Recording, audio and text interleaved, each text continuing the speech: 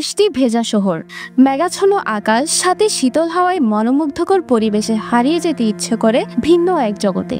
কিন্তু এমন পরিবেশ শ্রমজীবী মানুষের জীবনে বাড়তি ভোগান্তি নিয়ে আসে সবসময়। জীবিকার তাগিদে বাধ্য হয়ে রাস্তায় নামতে হয় রিক্সা চালক, শ্রমজীবী সহ নানা পেশার মানুষকে। তাদের অবস্থা এমন যে একদিন কাজে বের না হলে পরের দিন পেটে ভাত জুটবে কিনা তার কোনো নিশ্চয়তা থাকে না।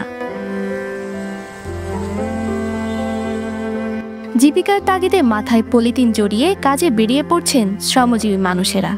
সবচেয়ে বেশি দুর্ভোগে ফুটপাতের হকার ও রিক্সা চালকেরা।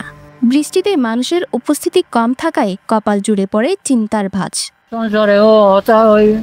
বাজার খরচ আর তো পাচ্ছি না, কষ্ট তো 700 তো হয়, 1000 হয়।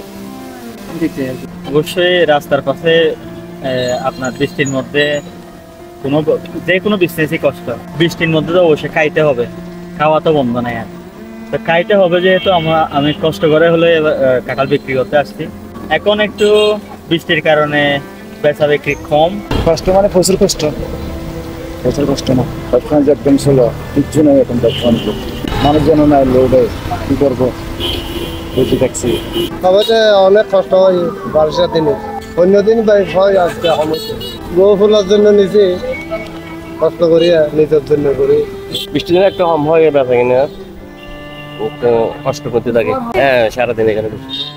পরিবারের সদস্যদের মুখে খাবার জোটানো, ছেলে মেয়েদের পড়ালেখার খরচ বহন সহ সব দায়িত্ব এই মানুষগুলোর উপরেই। তাই বৃষ্টিতেও থেমে নেই তাদের জীবন যুদ্ধ। কষ্ট তো অনেক কষ্ট হয়েছে আমাদের। এখন তো অসহায় মানুষ, তো আমাদের সহায়তা করবার কেউ নেই। এই জন্য যা পারি অল্পটুকু নিয়ে এখানে বসে থাকি। এখান থেকে যা ইনকাম হয়, উপার্জন হয়, জানিয়ে বউ বাচ্চা নিয়ে খাই। পরিবার কষ্টের বিনিময়ে চলে। যখন আরো বেশি বৃষ্টি হয় তখন তো আরো কম, তখন তো পরিবারকে তো মানানো যায় না। আমি যে কাঁঠাল বিক্রি করছি আমার পরিবারের জন্য। একটানা বৃষ্টিতে ভেজার ফলে জ্বর, ঠান্ডা সহ নানান রকম স্বাস্থ্য ঝুঁকিতে পড়েন তারা। কিন্তু সেই অসুস্থ শরীরেও কাজের সন্ধানে বের হতে হয় তাদের।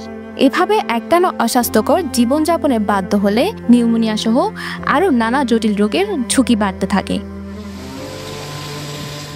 নাবিলা নাওয়ার, পেনুয়া নিউজ।